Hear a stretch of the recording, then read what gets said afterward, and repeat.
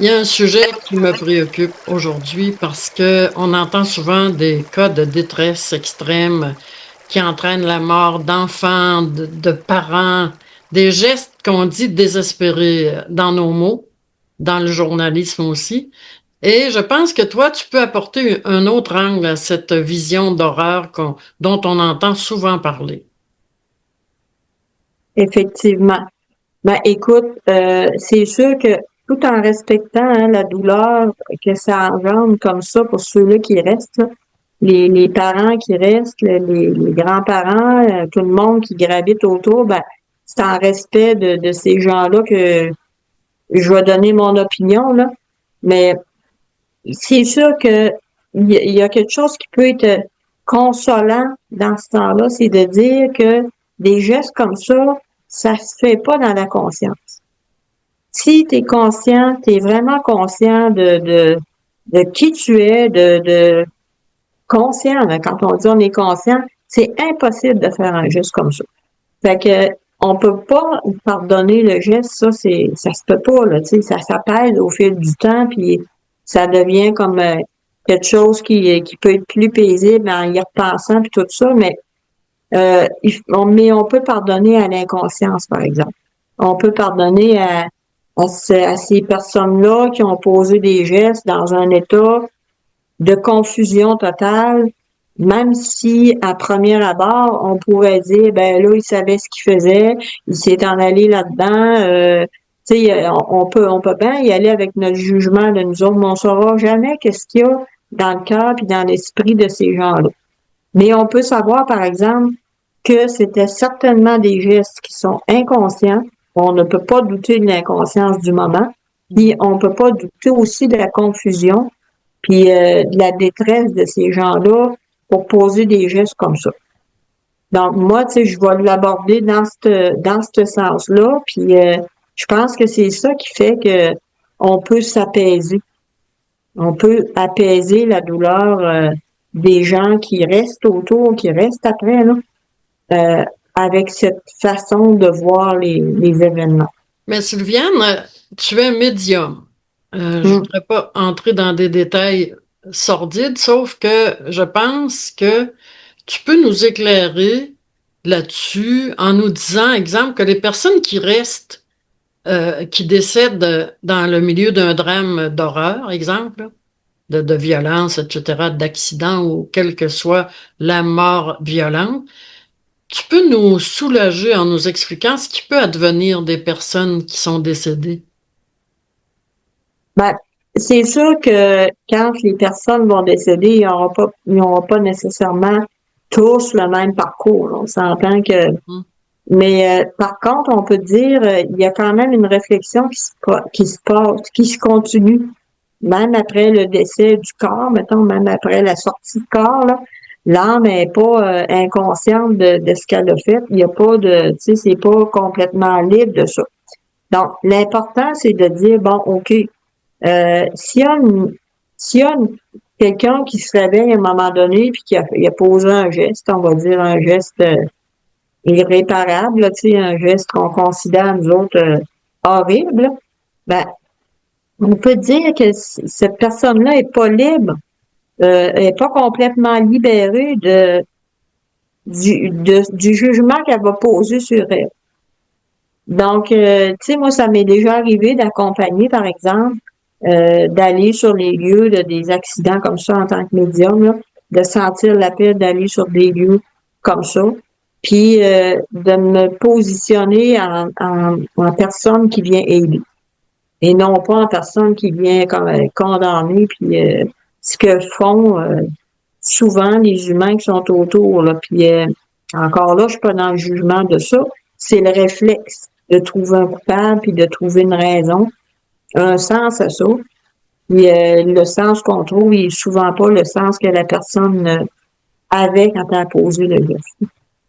Mais moi, dans ce que je fais dans ce moment-là, c'est d'accompagner les êtres qui sont décédés puis de leur dire, ben, regarde, il y a quelque chose après. Tu vas pouvoir faire une réflexion par rapport à ça.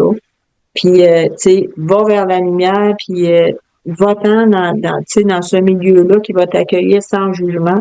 Puis où est-ce que tu vas pouvoir faire cette réflexion-là? Donc, moi, c'est sûr que je n'irai pas en accusation, là.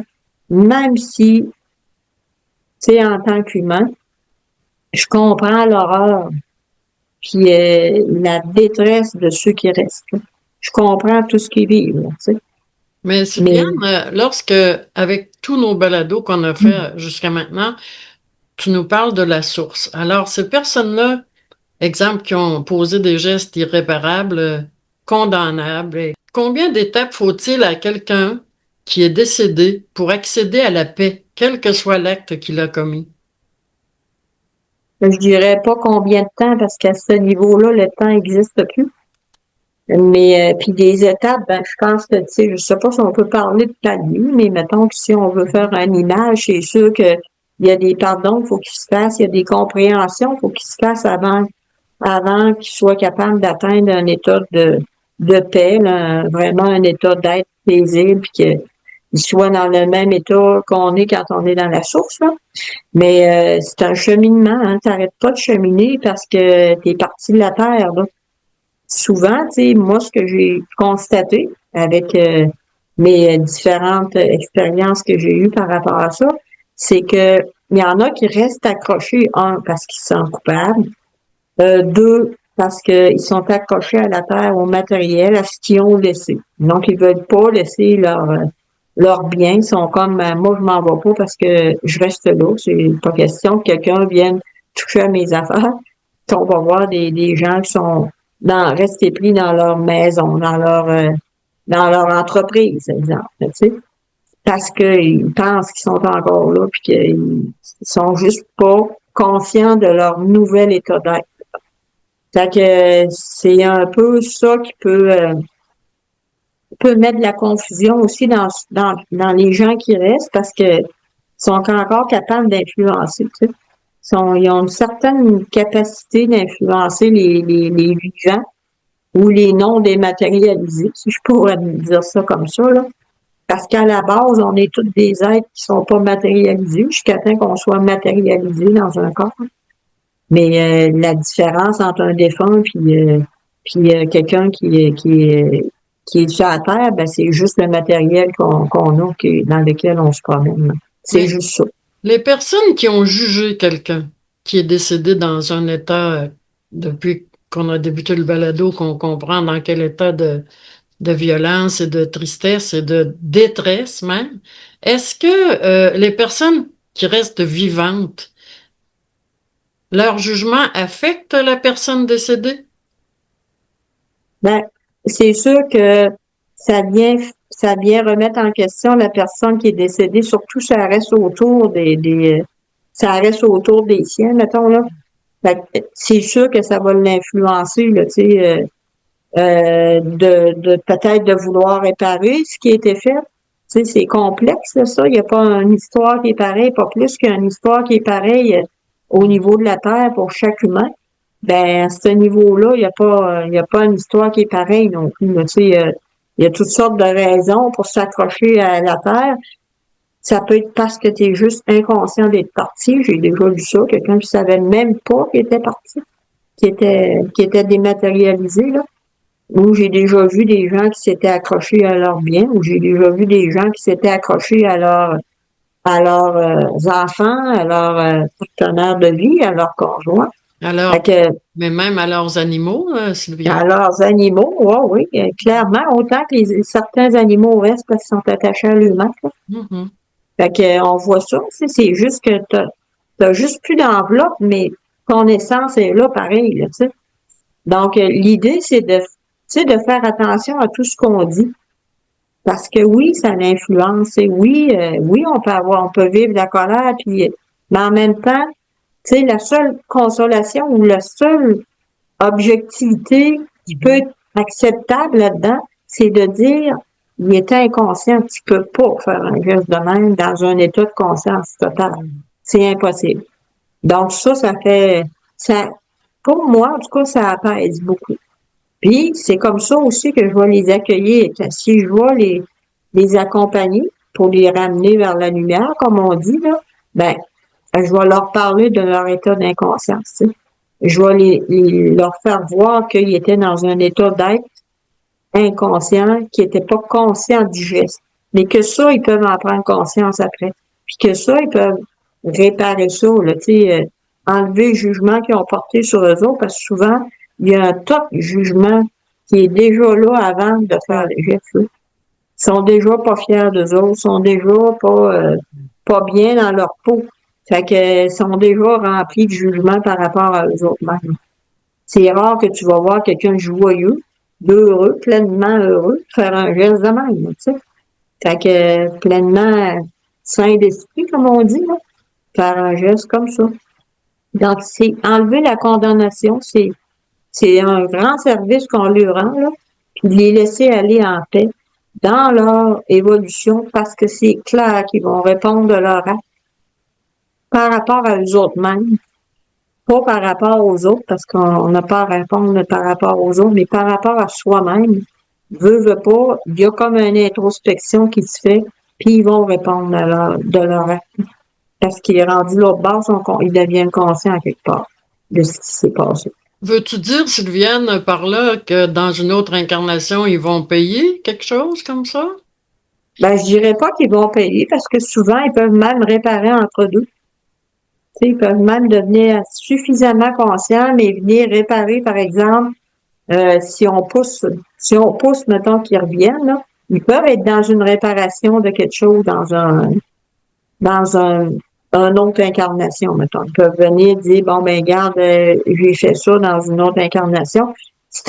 En fait, le cheminement de la vie, de chaque vie, la tienne comme la mienne, c'est un cheminement vers la conscience, vers la pleine conscience.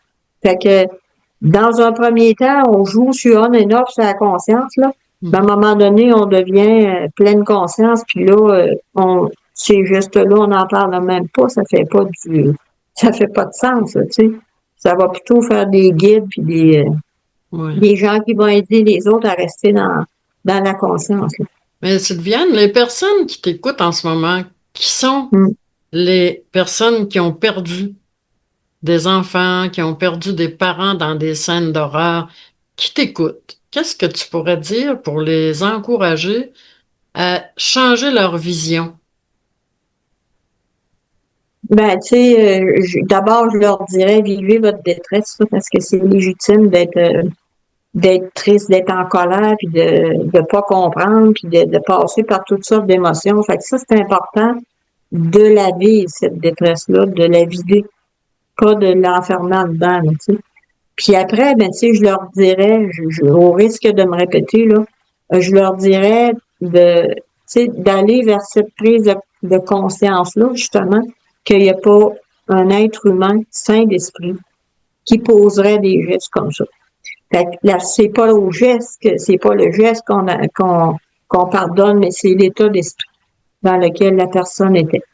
C'est la seule chose qui peut nous amener vers une paix.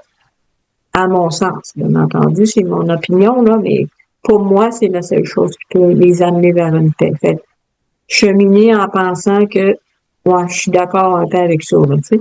S'accorder avec cette puis même si ça paraît, même si la personne a menacé, ben si ça se passe pas comme je veux, m'en faire ci, m'en faire ça, t'es pas dans un état d'esprit sain.